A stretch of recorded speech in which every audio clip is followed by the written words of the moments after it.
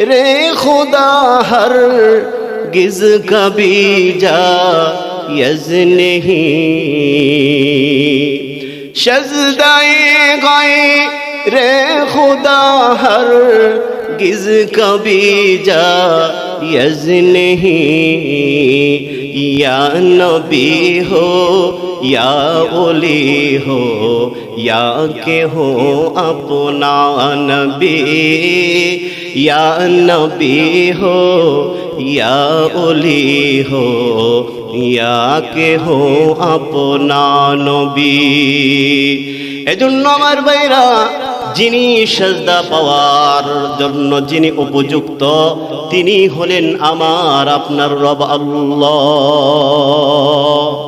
শুধু তাই নয়, বলতেছিলাম আব্দুল্লাহ ইবনে মুবারক এমন একজন আল্লাহর ওলি ছিল যিনি কিনা যোগ শ্রেষ্ঠ একজন মুহাদ্দিস ছিল, যিনি সর্বপ্রথম তার ইতিহাস খুঁজলে কিতাবের মধ্যে পাওয়া যায়।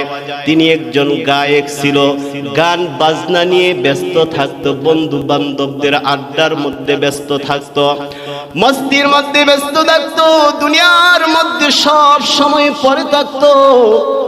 আখিরাতের বেলায় তিনি গাফিল ছিল।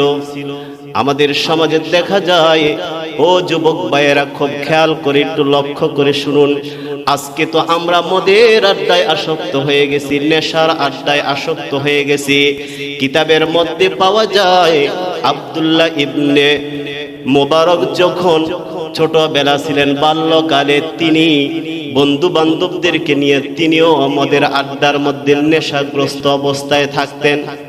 একদিন তার বাবার হয়তো একটা আনারের বাগান ছিল, নতুবা একটা আঙ্গুরের বাগান ছিল।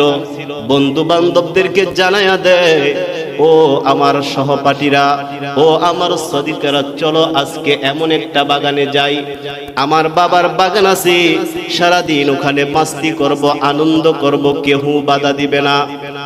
হযরত আব্দুল্লাহ ইবনে মুবারক বন্ধু বান্ধবদেরকে নিয়া হারমোনিয়াম সাথে নিয়া রওনা হয়ে গেলেন। সাথের মধ্যে মদের বোতলও নিয়ে নিলেন, ওখানে মাস্তি করবে, আমোদ ফুর্তি করবে।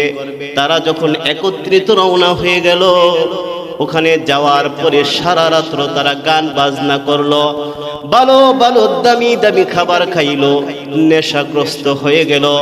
কিন্তু যখন সকাল বেলা হয়ে গেল, আল্লাহ রাব্বুল আলামিনের কিরকম কুদরত একটু খেয়াল করে শুনি। আব্দুল্লাহ ইবনে মুবারক যখন সকাল হয়ে গেল, দেখলো যে সূর্যের তাপ, সূর্যের আলোটা তার চেহারার মধ্যে পড়লো, কিন্তু তার যে আশেপাশের বন্ধু বান্ধবরা সবাই ঘুমিয়ে আছে, কেউ এখনো উঠতেছে না। আব্দুল্লাহ ইবনে মুবারক মনে মনে চিন্তা করলো, যদি হারমোনিয়ামটা আছে ওইটার মধ্যে যদি আওয়াজ দেই সকলের ঘুম ভেঙে যাবে।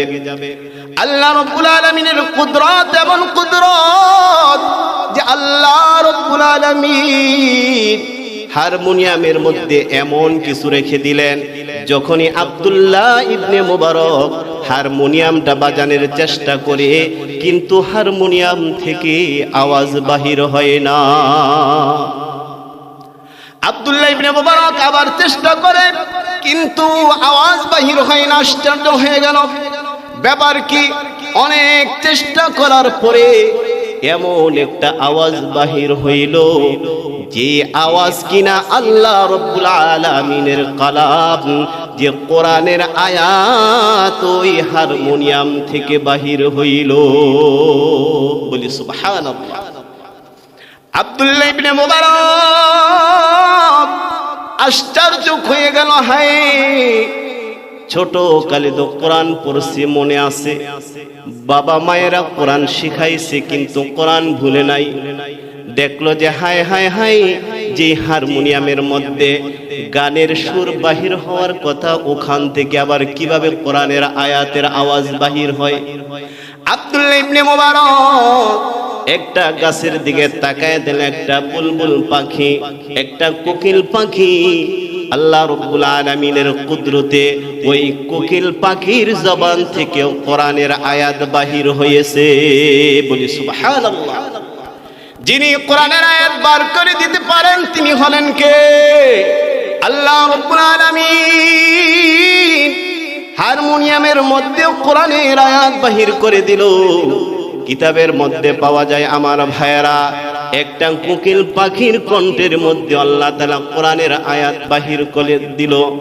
যিনি বাহির করে দিলেন তিনি হলেন আল্লাহ।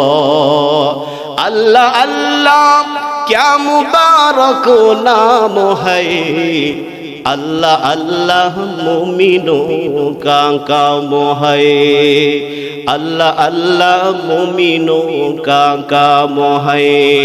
नैले मोमिन सोए मोमिन मिशावाद, नैले काफिर सोए काफिर मिशावाद।